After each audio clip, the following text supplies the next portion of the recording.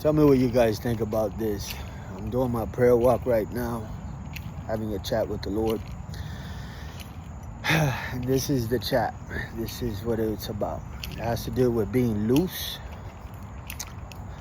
not being stiff, being loose. Stiffness has to do with thinking anxious thoughts, living in response or reaction to fearful or anxious,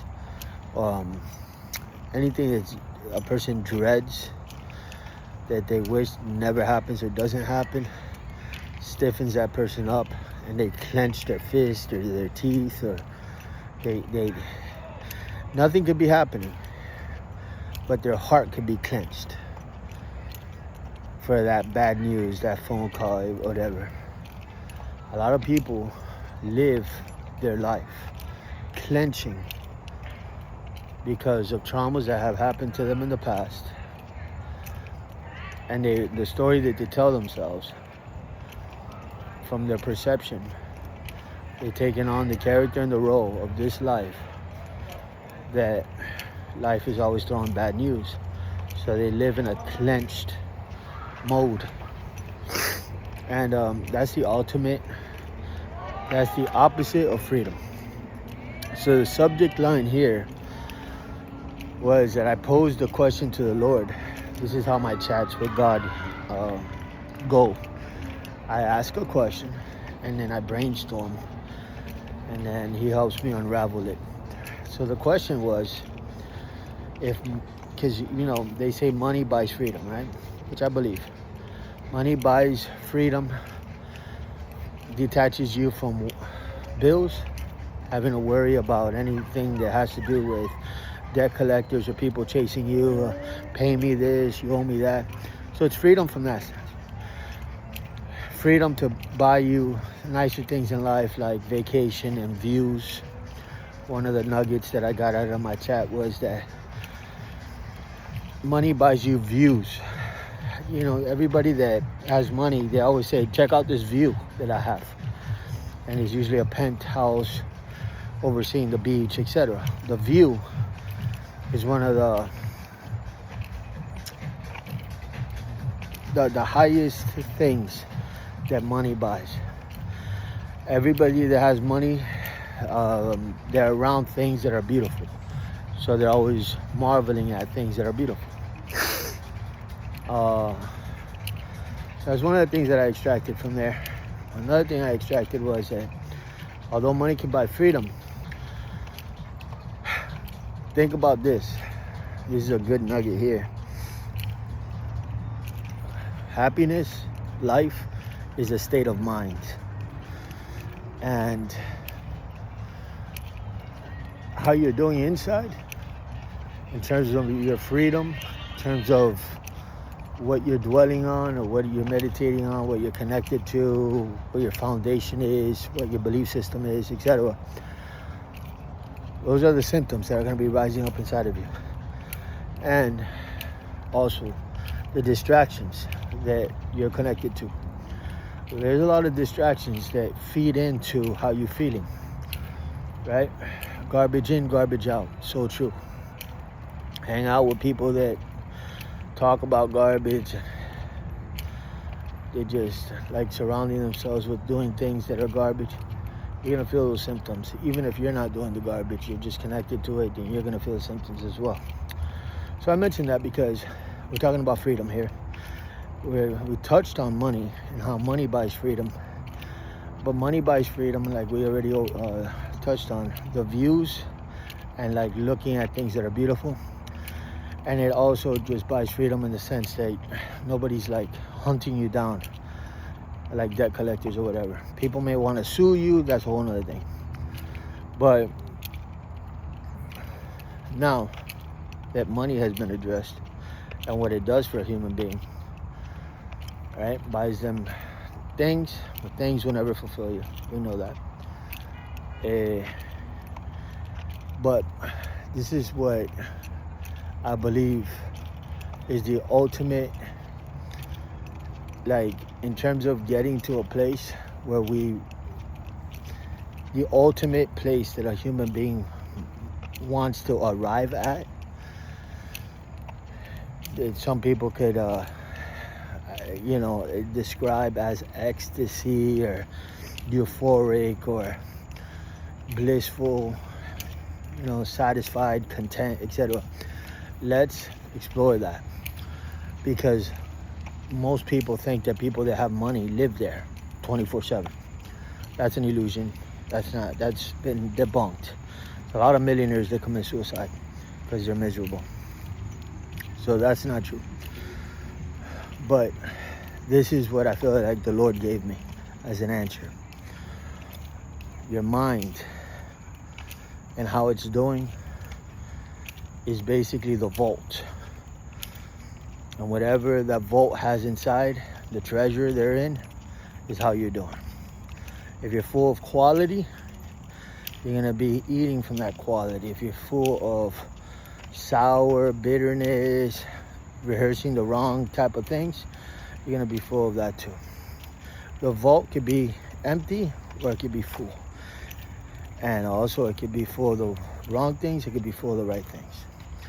But this is the nugget that God shared with me. Letting go of what could happen is the ultimate form of freedom. So imagine being okay. Imagine being okay with anything and everything happening under the sky, and that you have waived your reserved your right to complain, or because part of this understanding is that you don't belong to yourself. You've been purchased by God. When that really hits home and that revelation comes to live inside of you, it looks like you being okay with anything that happens, even though tragedy is not welcomed, is not invited. The ultimate form of freedom is to be disconnected from outcomes and just okay with just being. You know how God said his name is I am? Being is the present, I am. The ultimate goal, or the ultimate satisfaction in life, is to be in a position where you're content and you're not striving or trying to get this, trying to get that, because now that creates contention inside. But to be content is to be still. To be still and know that he is God is to know that he's going to take care of you. But also to be still is to be at peace and at rest. So to be at peace and to be at rest is to be in a state of mind. Let me get some water.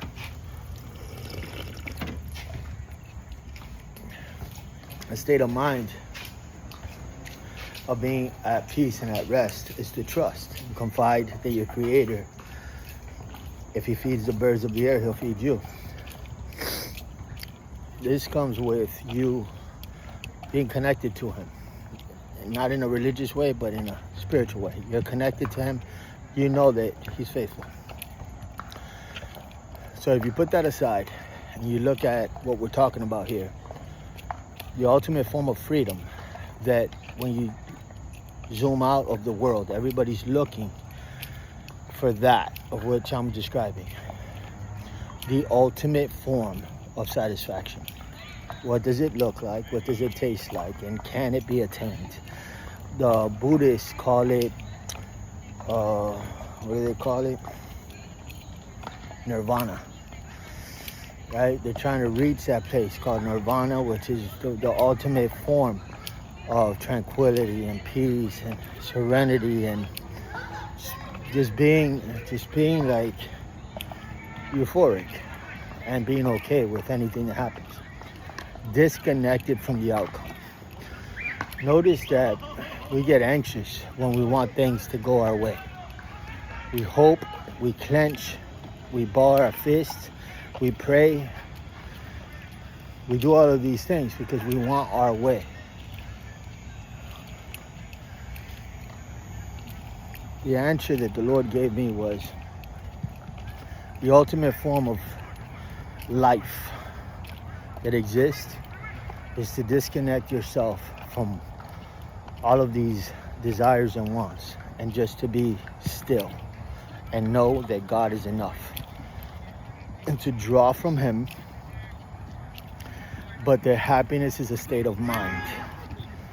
And in doing that with God and connecting yourself to the Lord, your state of mind is totally at rest, at peace. And through that rest and peace, you can enter in, when you totally disconnect yourself from world outcomes of what could happen or this or that. When you disconnect yourself from judgment of others, of what other people think or say or this or that, when you disconnect yourself from all these worldly affairs and you just separate yourself, you connect yourself to the Lord alone, then what will happen is that you'll eat of that of which you're connected to. You'll draw strength from that of which you're connected to. And that's what I believe God said. Narrow is the way that leads to eternal life. Because that's narrow. What I'm explaining and expressing is narrow. But it literally checks mark all the boxes that people are looking for all over the world. Solomon said in the book of Ecclesiastes that it's a chasing after the wind. I don't know how far you've gone in life, how much you've tasted of life. But at 39 years old, I've tasted enough to know that it is a chasing after the wind. That everything that people are chasing, it doesn't do it. It doesn't scratch the itch. A lot of things that people hype up and put it on a pedestal, afterwards, one of the first things that comes to mind is, that wasn't everything that I thought it was going to be. Whether it's having sex with somebody that's super beautiful, or whether it's eating a delicious meal, whatever. The point is that there's a moment to be had there, and then the moment flees. And then when a moment flees and it says bye-bye, another moment takes the place of that moment, and that moment now reflects on the moment that is no longer is anymore. And it leaves you in want all over again. Because the moment of now is saying, well, now what? That person packed their bags and they went home. Or that food is over. Or that experience, it came and went. It was nice, but it came and went. Leaves you back in the hamster on the wheel, going for the next thing. And so what the Lord was telling me is that if people could just learn how to be content, which I feel like a lot of people think that that's like a bad word, content. There's nothing wrong with wanting nice things. But this is the thing that I'm trying to say, like, at the cost of your life today, of how you're doing today, don't sacrifice your time on the altar for what you want to come to pass tomorrow. You're sacrificing right now, saying that you're not going to be happy or content until you get that thing. So you're going to sacrifice day after day after day, week after week after week, month after month after month, until you finally get that thing. Because the bubble burster here is that once you get that thing, you'll have a high, you'll have a dopamine hit, you'll feel ecstatic, and like a helium balloon, it will eventually start coming down again. You'll start to come down back to earth after the moment had its time of celebration. You celebrated, you applauded, you cried, you laughed, you cheered, you high-fived, and now the helium balloon starts to come down, and then the human that is never content says, now what? I have it, now what? And then you see somebody else that has something that you don't have, and the race begins all over again. I want that. God, I want that. God, I want that. I'm not going to be satisfied or happy until I get that. here we go again. So that was the chat that I was having with the Lord. I feel like it's worthy of sharing. I love depth, and I feel like that's a good meal. Let me know what you think. God bless you.